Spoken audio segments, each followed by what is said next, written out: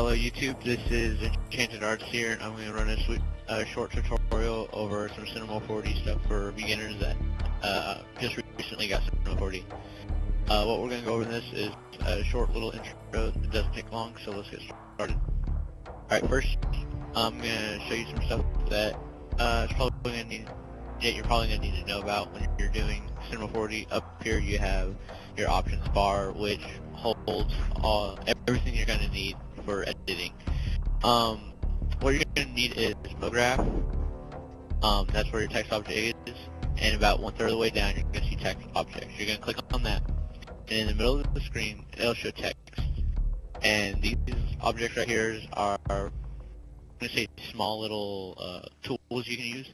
Right now I'm scrolling in and out with the scroll button. Now I'm moving around with movement, and you can use any of these with hotkeys if you just look them up. And it's a rotation tool, and this is different types of screens. You can look at your editing, whatever you're editing on. You can use it for different types of dots to see if it looks good. If you want to look at a certain one, you click on the box it's located in. If you want to look at this one, you just click on the box. So let's start on the text. Get a good point of view of what you want to work on. And then down here, you're going to have all your editing stuff for anything you want to edit. You just click on an object, and that's where it'll all be.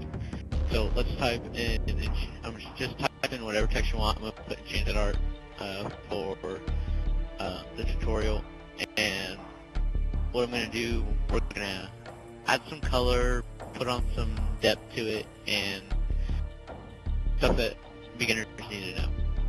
Alright, that's the up and down, left and right. These are arrows that you can use to move your art, move your text around any object, cylinder or cube.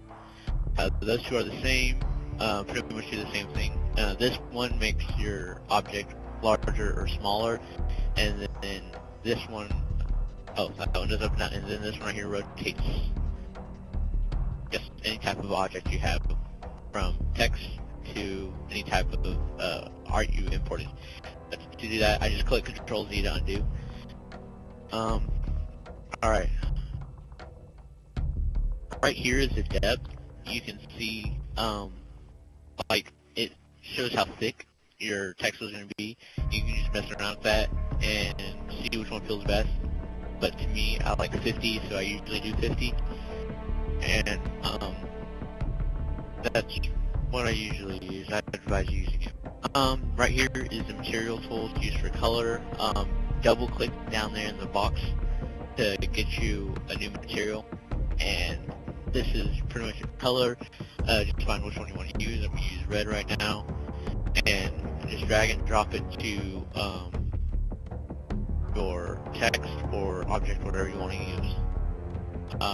That looks pretty cool, I'm liking the red, but maybe, I don't know, like, what if you want two colors, like red and black? So, what you're going to need, to put on fill a cap, and add a new object, double click to put a new one. I'm going to put it on black. And you can see the black overlays it, so what you need to do, you need to click on the black material, go down to there, and type in capital C1. As you can see, the black is on the inside part, and the red is on the outer part. And it's pretty much one text with two colors. It's pretty cool. And it's down there with all the tabs, object, and caps. It's right next to the object. Alright. Now, let's, after this, we're probably going to add a floor. Let's add a floor. You go to the cube. Make sure you do a hard click. If you just do a small snap click, it'll put it in a cube. So here's your floor, and right here in the box where the text was, editing and all that, is your, that's pretty much where all the options will be for every object. You can mess around with the numbers to choose how big the floor is, but I'm going to put 9999999 to just make the floor out forever. It just looks better in intros and all this. Up here are your rendering options. You can click on this one right here to see how good what you're looking at, see the progress. Don't worry about this line right here. It's it'll disappear after you add in the light. So let's add that in real quick, and we are going to mess around with it. We'll see how the light works and does, and see, it disappeared. So you'll be okay with that. Now let's move the light over, because I don't know, like that was a fail. Grab the floor. Move the light over. Oh, also you can't add color to the floor. So as you can see, the reflection of the light off the floor looks pretty good. I'm liking it so far. So we're going to go ahead right now and add a camera. That way we can have movement to this intro. You're going to need to do a hard click on the light and then click camera. Alright, as you can see these green lines, this shows the camera. This shows what the camera is seeing. At the moment you're in line with the camera and you can see everything. As you can see at the moment, those green lines represent, see how the camera looks? That's not good. You don't want that. You just click that box right there that's next to the camera, and you'll be in view as what the camera sees. You'll see what the camera sees. So let's get a small little intro going here. Here's your timeline. What your timeline is going to do is just it lets you animate your objects, move them around.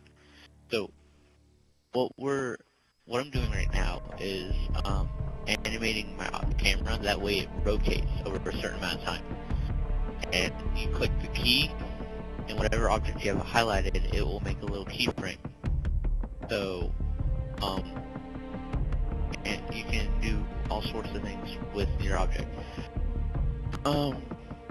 Right now I'm finishing up the keyframe to show you what it looks like over time, and if you just press play like now and see, voila, you have a really good, very nice, comes in handy, little smooth motion. It doesn't have any type of jerking to it, and it replays automatically.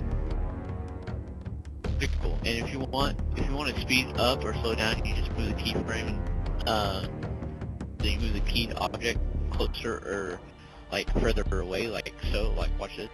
The closer it is, the faster it goes. The further it is, the slower it goes. Common sense.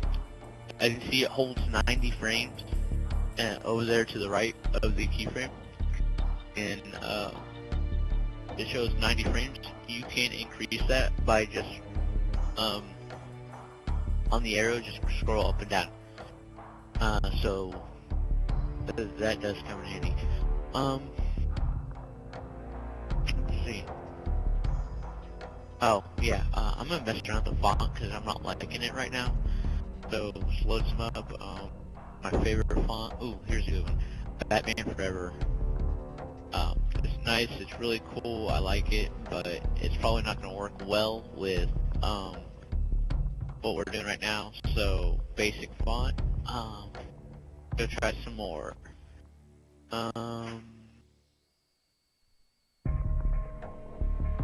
Nah, that doesn't look good. Okay. Arial. Oh, wait, there it is. Arial. Alright.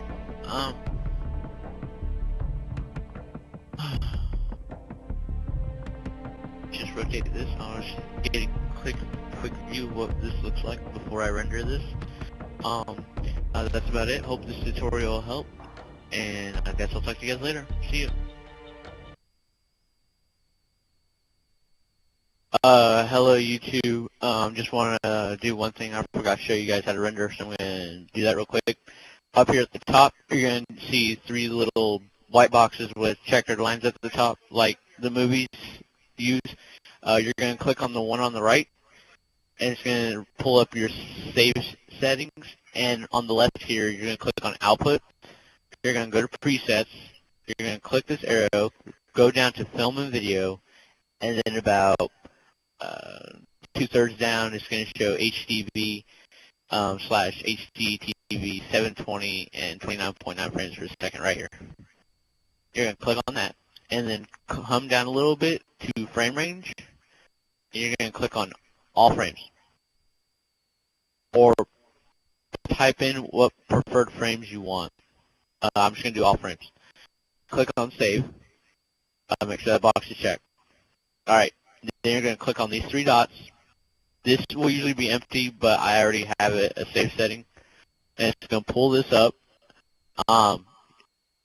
Choose a preferred location to save it. I usually go to desktop and type in what I want.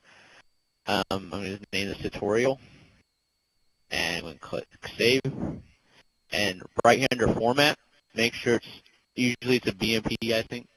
And you click QuickTime Movie.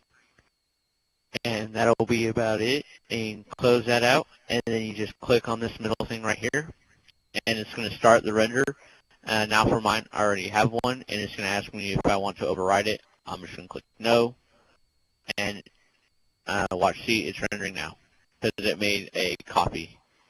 So I'm just going to close this out. It's going to ask me if I want to stop the render. I'm just going to click yes. That is all. So please subscribe. This has been Christian from Enchanted Art.